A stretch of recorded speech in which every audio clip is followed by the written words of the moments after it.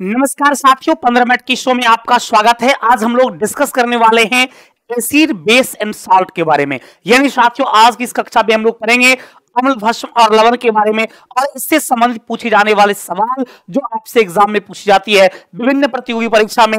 Acid क्या है, base क्या है, सॉल्ट क्या है, पीएच स्केल क्या है और पीएच स्केल के सहारा से आप कैसे ये पता करते हैं कि किसी पदार्थ की प्रकृति क्या है। इन तमाम बिंदु पर साथियों आज की इस कक्षा में हम चर्चा करेंगे। तो बस 15 मिनट का आपका सेशन है और इस 15 मिनट में हम खत्म करने वाले हैं एसिड, बेस एंड सॉल्ट के बारे में। तो आप सभी लोग लगातार जो है इस 15 मिनट की सेशन में बने रहेंगे, अंतिम क्षण तक साथियों आप मेरे साथ रहेंगे।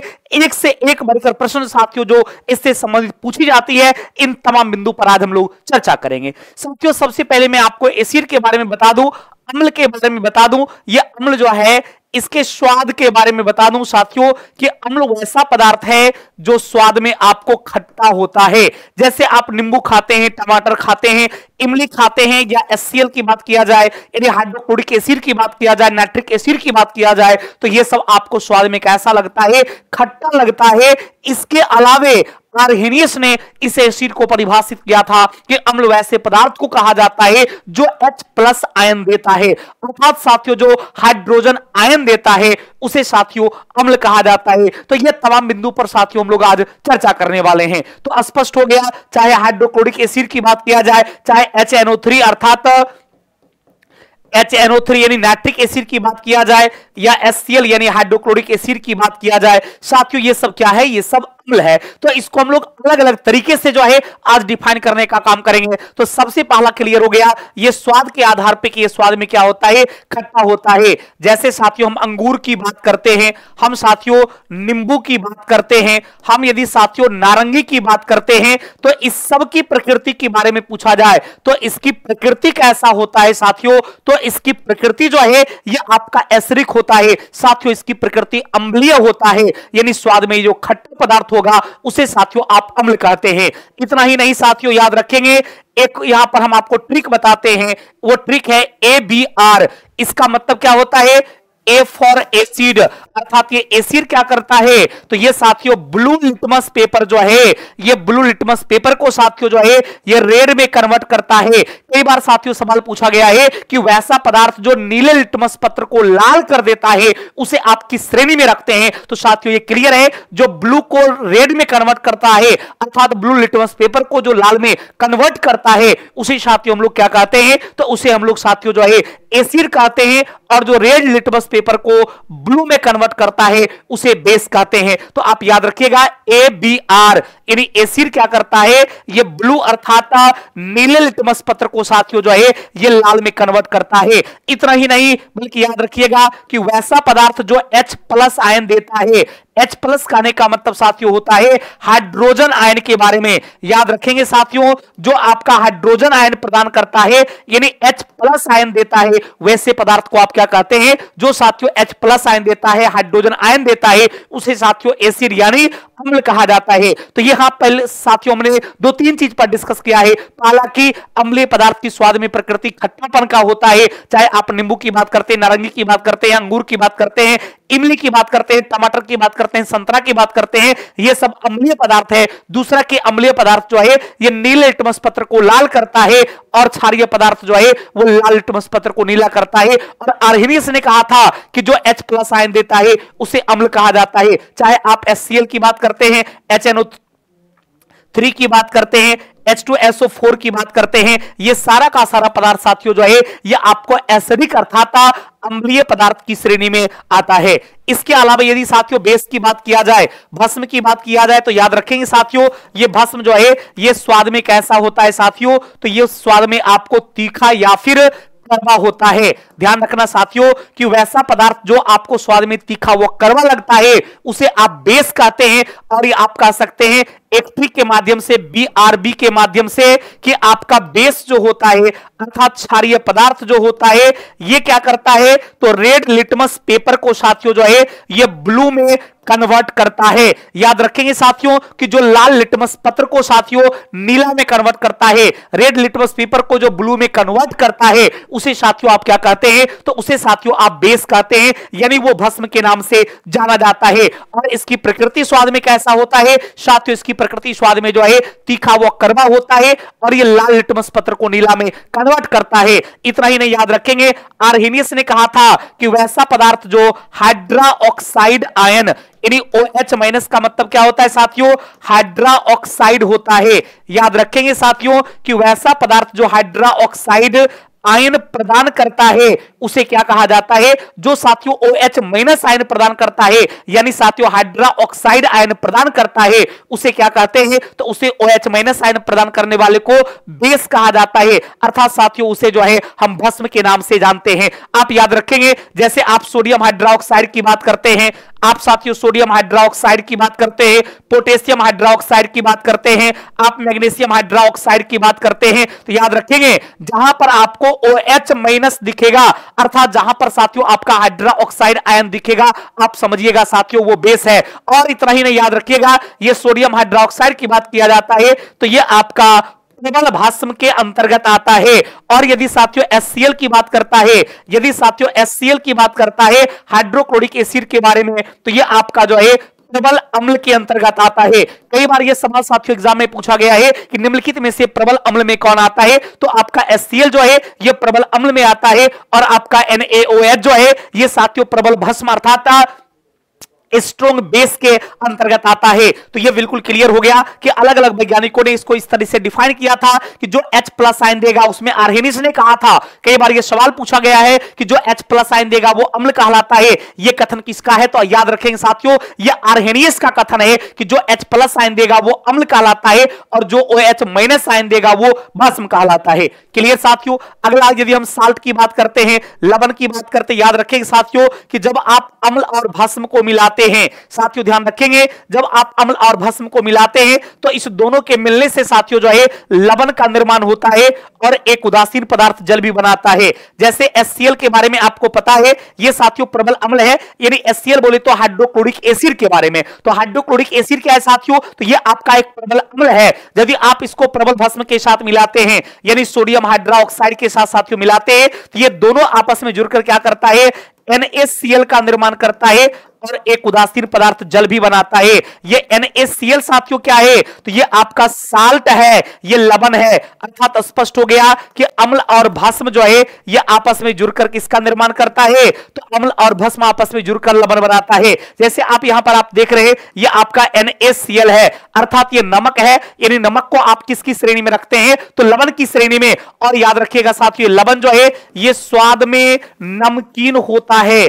इस बात को भी साथियों याद रखिएगा, यह स्वाद में नमकीन होता है, यानी ना ये खट्टा होता है, ना तीखा होता है, ना कड़वा होता है, ये साथियों स्वाद में नमकीन होता है। यानी लवणीय पदार्थ की प्रकृति जो है ये नमकीन वाली होती है। और याद रखना है ये लिटमस पेपर पर कोई प्रभाव नहीं डालता है। इस बात को याद रखिएगा साथियों कि अम्ल भस्म का प्रभाव तो पड़ता है, लेकिन साथियों लिटमस पत्र की बात करता है तो लिटमस पत्र पर कोई प्रभाव नहीं पड़ता है। ध्यान रखना साथियों ये लिटमस पेपर पर कोई प्रभाव नहीं पड़ता है, नहीं पड़ता है साथियों। इस बात को याद रखिएगा कि इसका लिटमस पेपर पर साथियों जो है ये कोई भी इफेक्ट नहीं पड़ता है। किसका साथियों? तो लवणीय पदार्थ अम्ल और भस्म का, एसिड और बेस का साथियों लिटमस पेपर पर इफेक्ट पड़ता है। लेकिन ध्यान रखना है कि आपका जो है लवण की बात किया जाएगा, साल्ट की बात किया जाएगा तो लिटमस पेपर पर इसका कोई भी प्रभाव नहीं पड़ता है। क्लियर साथियों।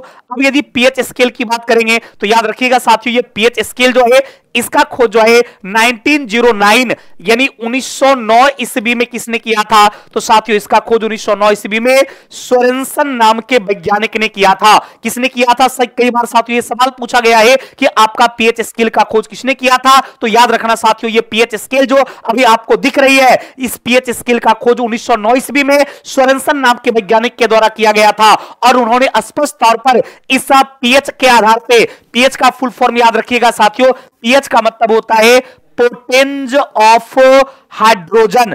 पीएच का मतलब साथियों क्या होता है? पोटेंज ऑफ हाइड्रोजन। कई बार यह सवाल पूछा गया है और इसी पोटेंज ऑफ हाइड्रोजन के आधार पे ये आप बता सकते हैं कि कौन सा पदार्थ अम्लीय होगा, कौन सा पदार्थ क्षारीय होगा, कौन सा पदार्थ उदासीन होगा। ये तमाम अनुभव जो है इस पीएच स्केल के आधार पे आप कर सकते हैं। तो यदि साथियों एग्जाम में सवाल पूछा जाएगा कि पीएच स्केल का खोज कब हुआ और पीएच स्केल का खोज किसने किया, तो आप आंसर कमेंट करके जरूर बताएंगे कि पीएच स्केल का खोज 1909 ईस्वी में हुआ और पीएच स्केल का खोज साथियों सोरेनसन नाम के वैज्ञानिक ने किया है। आप सभी लोगों को साथियों अच्छा लगे तो आप कमेंट जरूर करेंगे, इस वीडियो को एक बार शेयर करेंगे ताकि आपके दोस्त भी सेशन से जुड़ सके। और आप सभी लोग साथियों कमेंट करके जरूर बताएंगे ये सेशन आपको कैसा लगा और ये बताइए कि पीएच स्केल का खोज किसने किया था और पीएच स्केल का खोज कब हुआ था। आप सभी लोग साथियों कमेंट करके जरूर बताएंगे। क्लियर साथियों? तो अब ये बिल्कुल स्पष्ट हो चुका है 1909 में सोरेनसन ने किया था। और इसका फुल फॉर्म याद रखिएगा, कई बार पूछा गया है पीएच का मतलब क्या होता है?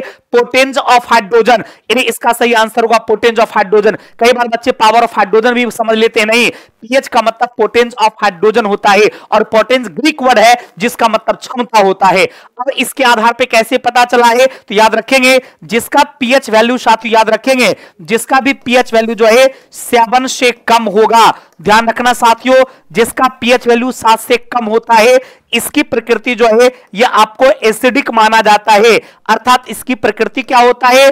अम्लीय होता है। ध्यान रखना बाबू कि जिसका पीएच मान 7 से कम होता है, ध्यान रखना है साथियों, यह 7 से कम होगा जिसका भी पीएच मान वो आपको अम्लीय प्रकृति का होगा। 7 से ज्यादा जिसका पीएच मान होगा, याद रखना साथियों 7 से ज्यादा पीएच मान होगा तो क्षारीय प्रकृति का होगा। और यदि किसी का पीएच वैल्यू 7 हो जाता है तो वह साथियों क्या होता है? तो यह आपका उदासीन प्रकृति का होता है। यदि किसी पदार्थ का पीएच मान 7 हो जाएगा तो वो उदासीन प्रकृति का हो जाता है। जैसे हम जल की बात करते हैं तो जल का पीएच वैल्यू 7 होता है, अर्थात जल जो है यह एक उदासीन पदार्थ है। इस बात को याद रखना है साथियों। और 7 से कम यदि पीएच मान होगा तो यह अम्लीय होगा, 7 से ज्यादा होगा तो यह क्या होगा? क्षारीय होगा। इस तरीके से याद रखेंगे। दूसरी बात ये याद रखेंगे, जैसे ये पीएच स्केल का दायां भाग होता है, आप यदि इसको देखेंगे ये पीएच स्केल का साथियों दायां भाग होता है और ये पीएच स्केल का साथियों क्या है? बायां भाग होता है। यदि आप बाएं से दाएं जाते हैं पीएच स्केल पर तो अम्लीयता गुण लगातार घटता चला जाता है और क्षारीयता गुण क्या होता है? लगातार बढ़ता चला जाता है। लेकिन जब आप दाएं से बाएं आते हैं तो याद रखिएगा इसमें क्षारीयता गुण लगातार घटता चला जाता है और अम्लीयता गुण क्या होगा? बढ़ता चला जाएगा। यानी पीएच मान जितना कम होगा अम्लीयता गुण उतना ही ज्यादा होगा और पीएच मान साथियों जितना ज्यादा होगा क्षारीयता गुण उतना ही ज्यादा होगा। इस बात को याद रखना साथियों। आप इसको ऐसे यूं ही कह सकते हैं, इस पीएच वैल्यू के आधार पे आप ऐसे भी कह सकते हैं, इस पीएच वैल्यू के आधार पे इस तरीके से कह सकते हैं कि पीएच मान जितना कम होगा, याद रखना साथियों पीएच मान जितना कम होगा, पीएच मान जितना कम होगा, याद रखेंगे पीएच मान जितना कम होगा अम्लीयता उतना ज्यादा होगा। अम्लीयता साथियों जो है उतना ज्यादा होगा। पीएच मान जितना कम होगा अम्लीयता उतना ही क्या होगा? ज्यादा होगा। और याद रखेंगे पीएच मान जितना ज्यादा होगा, पीएच मान जितना ज्यादा होगा, याद रखना क्षारीयता उतना ही ज्यादा होगा। साथियों क्षारीयता जो है उतना ही ज्यादा होगा, उतना ही ज्यादा होगा। इस बात को बिल्कुल याद रखिएगा। पीएच मान जितना कम होगा अम्लीयता उतना ही ज्यादा होगा और पीएच मान जितना ज्यादा होगा क्षारीयता उतना ही ज्यादा होगा। इसलिए याद रखिएगा सोडियम हाइड्रोक्साइड जो है, इस सोडियम हाइड्रोक्साइड का पीएच मान 14 है, यानी सबसे अधिक क्षारीय। याद रखेंगे सबसे अधिक क्षारीय पदार्थ की बात किया जाएगा तो सबसे अधिक क्षारीय पदार्थ में सोडियम हाइड्रोक्साइड का नाम आता है जिसका पीएच मान 14 होता है। और याद रखना साथियों HCl जो है इसका पीएच मान 0 से 1 होता है, अर्थात ये क्या होता है? सबसे अधिक अम्लीय होता है। इस बात को याद रखेंगे। सबसे अधिक एसिडिक की बात किया जाए, अम्लीय की बात किया जाए तो उसमें HCl का नाम आता है। और सबसे अधिक क्षारीयता की साथियों बात करेंगे तो उसमें आपका जो है सोडियम हाइड्रोक्साइड सबसे ज्यादा बेसिक यानी क्षारीय होता है क्योंकि उसका पीएच मान 14 होता है। क्लियर बाबू?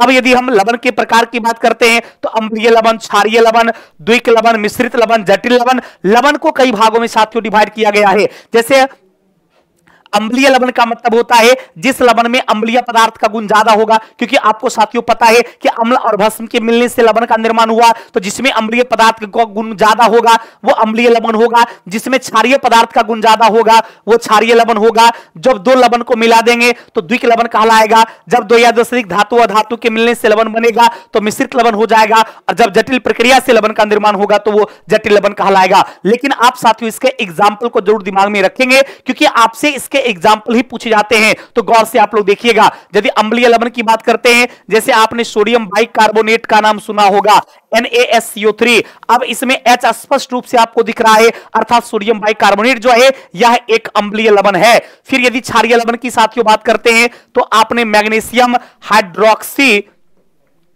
क्लोराइड का नाम सुना होगा। यह मैग्नीशियम हाइड्रोक्सी क्लोराइड में OH स्पष्ट दिख रहा है, अर्थात यह क्षारीय लवण कहलाता है। और यदि द्विक लवण की बात करते हैं तो जैसे आपका K2SO4 Al2SO4 का होल थ्राइस 24H2O। यदि आप बात करते हैं K2SO4 Al2SO4 का होल थ्राइस 24H2O, यानी ये फार्मूला किसका है याद रखेंगे साथियों, ये फिटकरी का फार्मूला है, अर्थात ये फिटकरी क्या हो जाएगा, तो ये साथियों आपका डबल साल्ट में, अर्थात ये साथियों द्विक लवण में आता है। फिर यदि इसी तरह से मिश्रित लवण की बात करते हैं, आपने ब्लीचिंग पाउडर का नाम सुना होगा, CaOCl का, ये साथियों आपका ब्लीचिंग पाउडर है, ये किसके अंतर्गत आता है, तो ये साथियों मिश्रित लवण के अंतर्गत आता है। और यदि जटिल लवण की बात करते हैं, कॉम्प्लेक्स साल्ट की बात करते हैं, तो जैसे आपका सोडियम पोटेशियम सल्फेट या फिर डाइएमिनो सिल्वर क्लोराइड की बात करते हैं, साथियों डाइएमिनो सिल्वर क्लोराइड की बात करते हैं, तो ये डाइएमिनो सिल्वर क्लोराइड जो है ये साथियों आपका जो है